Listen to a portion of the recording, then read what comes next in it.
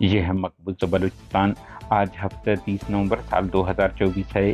Balochistan today سے آج کے علاقائی خبروں کے ساتھ میں ہوں آپ کا میزبان الیاس بلوچ۔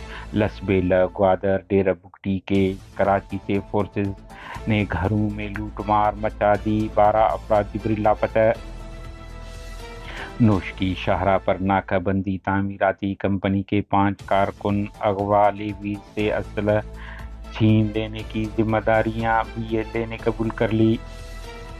پشین خانوزئی کے علاقہ تورخل سے ایک شخص اغوا، لواحقین نے شاہراہ بلاک کر دیا۔ گوادر بم دھماکہ، کوسٹ گارڈ کے 5 اہلکار زخمی، 2 کی حالت تشویشناک۔ خضدار کے علاقہ نواں میں ڈیم پر کام کرنے والے مشینری کو نظر آتش کرنے کی ذمہ داری بی این اے نے قبول کر لی۔ تربت کلاتوک نزدیک گھنا پھلانی کے علاقے میں ایک خاتون کی کئی روز پرانی نعش برآمد، تربت ہسپتال منتقل کر دیا گیا۔ لورالائی خانوزئی میں ٹرالر ویٹس میں تصادم، کالج کے پرنسپل سمیت 5 افراد موقع پر ہلاک ہو گئے، ڈرائیور گرفتار۔ خضدار مستونگ، آسمانی بجلی گرنے سے خاتون سمیت 2 افراد ہلاک، 3 زخمی۔ ضلع لسبیلا اتھل سے پاکستانی فورسز نے زرعی کالج اتھل کے طالب علم گلاب، بالاج، بیان اور ناصر نامی 4 طلباء کو حراست میں لے کر لاپتہ کر دیا ہے۔ ڈیرہ بگٹی میں پاکستان کی فرنٹیئر کور ایف سی اور آئی ایس آئی نے سوئی کے علاقے میں چار دیواری کی پائمالی کرتے ہوئے گھروں میں لوٹ مار کی، بعد ازاں 2 افراد کو جبری لاپتہ کر دیا۔ عینی شاہدین کے مطابق گھروں کے قیمتی سامان لوٹنے کے بعد انہوں نے حاجی عثمان اور حبیب اللہ ولد ٹیلی بگٹی نامی علاقہ مکینوں کو اغوا کر کے لاپتہ کر دیا۔ بلوچستان کے ساحلی ضلع گوادر تحصیل جیونی سے پاکستانی فورسز نے فقیر محمد، اس کے بیٹے داد محمد اور درجان نامی 3 افراد کو حراست میں لے کر لاپتہ کر دیا ہے۔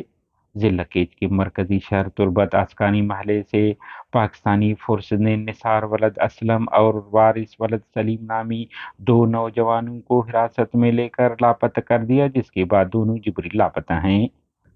ادھر کراچی سے پاکستانی فورسز نے لی مارکیٹ میں رکشہ چلانے والے صدیق احمد ولد دل مراد سکنے کہن گیج پنجبور نامی شخص کو لاپتہ کر دیا ہے۔ بتایا جا رہا ہے کہ وہ کافی عرصے سے کراچی میں رکشہ چلا کر اپنا گزر بسر کر رہے تھے۔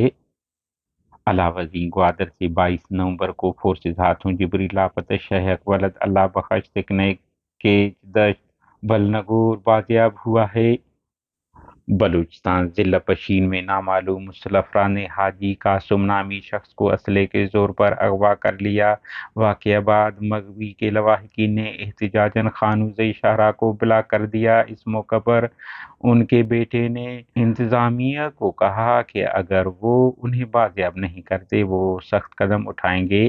ڈپٹی کمشنر نے یقین دلایا ہے کہ وہ مختلف مقامات پر چھاپے مار رہے ہیں، انہیں جلد بازیاب کیا جائے گا۔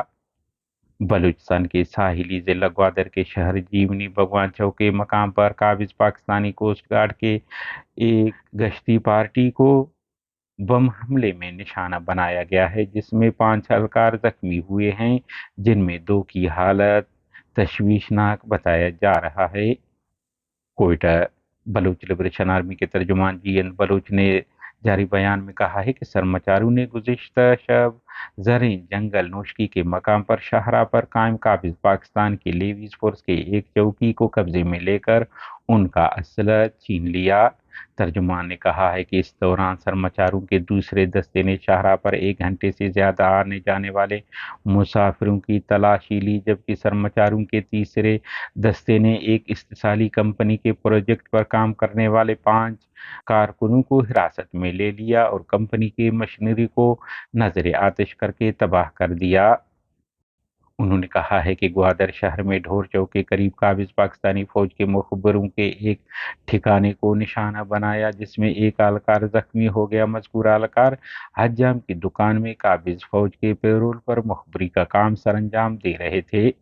ترجمان نے کلات کے علاقہ منگچر میں قابض پاکستانی فوج کے ایک اہلکار مخبر کو ہلاک کر دینے کی بھی ذمہ داری قبول کی ہے۔ انہوں نے کہا ہے کہ وہ پاگل کے بھیس میں منگچر میں قابض فوج کے لیے مخبری کر رہا تھا۔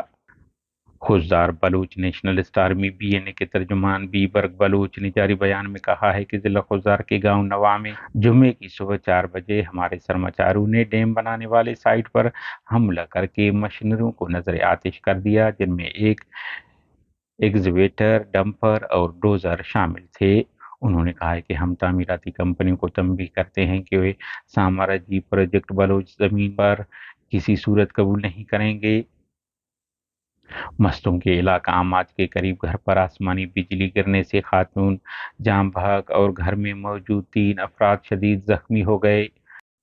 دوسری جانب ضلع خضدار ظہری کے علاقہ چشمہ زرد میں بھی آسمانی بجلی گرنے سے ماسٹر عبدالقادر موسیانی نامی شخص فوت ہوا ہے۔